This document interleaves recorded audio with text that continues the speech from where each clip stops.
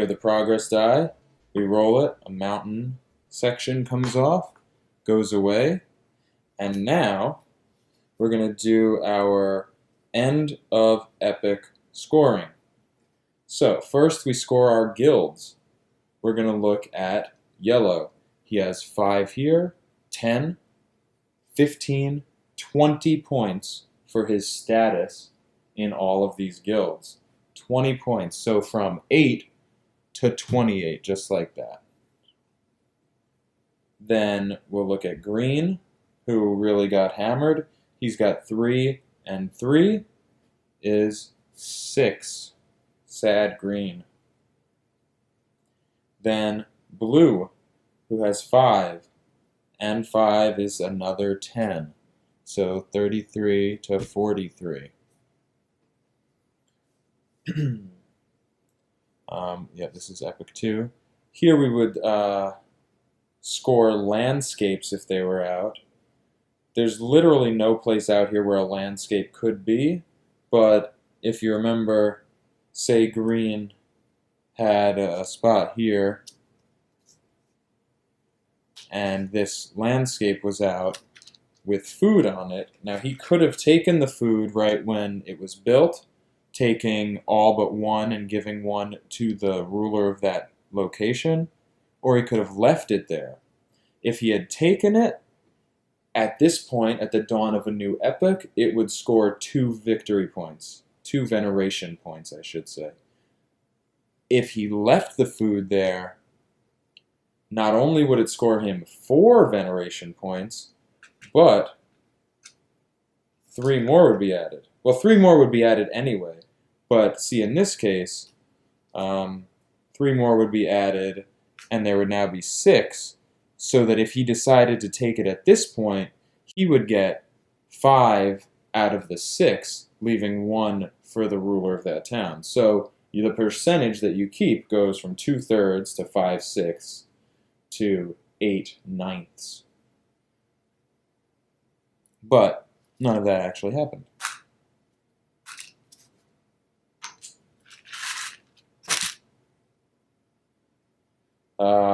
Active regions. Now this is what green was really going for. So let's save green for last. Blue has 1 active region. And the way active region scores is he has his 1 active region, that's hills here, excuse me, he has 2 active regions, he has the beach here as well. So 2 active regions, 3 points for blue. 1, 2, 3. Next we have yellow. Yellow only has 2, but very efficient, 2 for 2. He also gets 3 points. At this point, landscapes would also assist in active regions. So if yellow happened to have a landscape out here, that would count as an active region. A normal serf is not an active member of society. That doesn't count toward the kingdom. So this would still be 1, 2, 0 here, nothing. But with a landscape, 1, 2, 3. So landscapes are beneficial in a variety of ways. It doesn't help yellow here because he's got his landscapes in his pocket. So 2 active regions, we've given him 3 points. Now, green.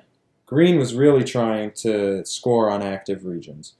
Green has hills is 1, beach is 2, forest is 3, small islands is 4. He almost got out to here, but failed at the last minute. So that's 7 points. So we're going to go from 6 to 13. 1 more active region would have gone 2 more points. Another one, 2 more points. But he didn't make it. Now, disloyalty. We would lose points for any player at this point who hasn't covered up the -3, which is the first royal service requirement. And that shows the catapult icon in Epochs 2, 4, and the end of the game.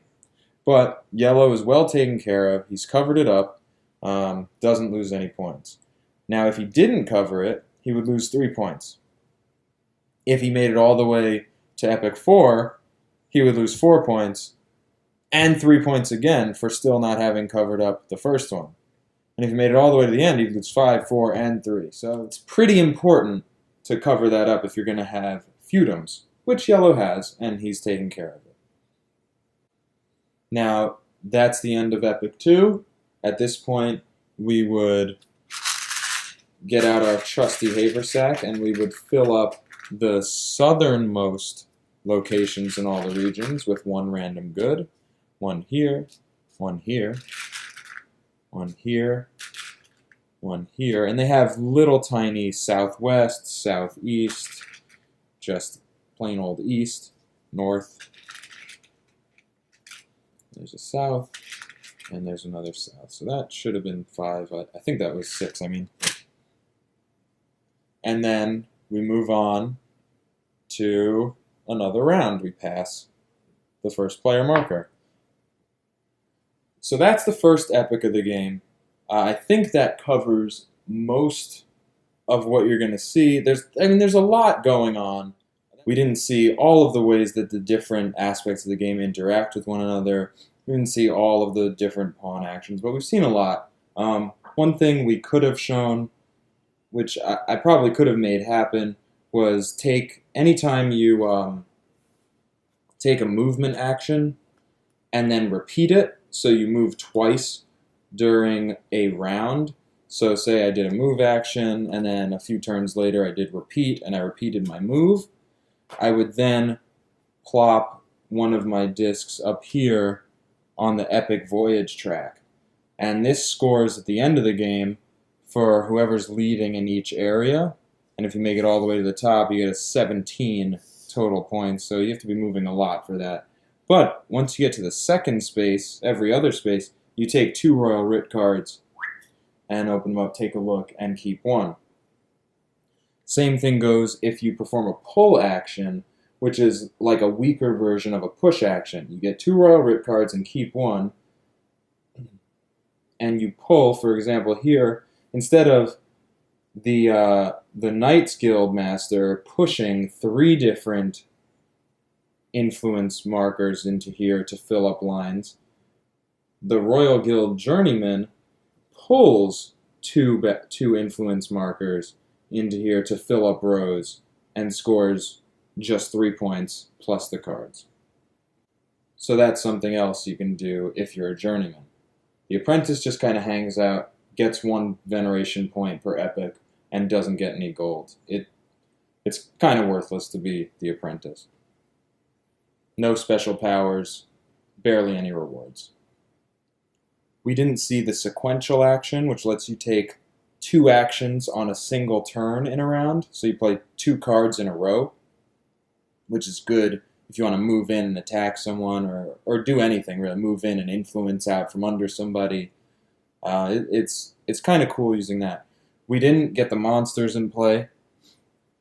When you purchase barrels, if you spend 3, you put 2 back and you place 1 here, and then you can place a monster out, and he's great for helping you attack. So maybe this golem behemoth would go there and help me kill this pawn.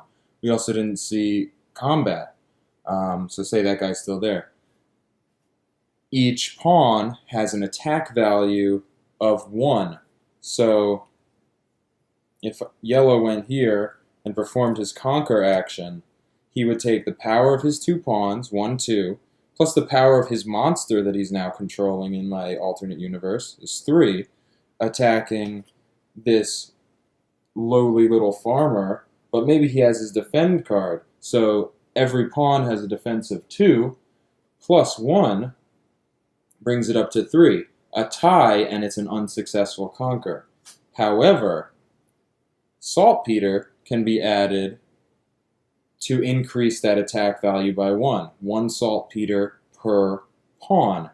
Unless you're the knight, you can use unlimited saltpeter. So that's why the knight was planning to keep plenty of saltpeter. He could always use it to attack. Especially if, say, this farmer ended up with this card somehow, decided he was going to use the iron. Oops. So now he's 2 plus 2 is 4. He's only got 3 here, so he's got to go 4, 5 to win. Conquers him, gains 2 veneration points for a conquer action. That's another thing that can happen.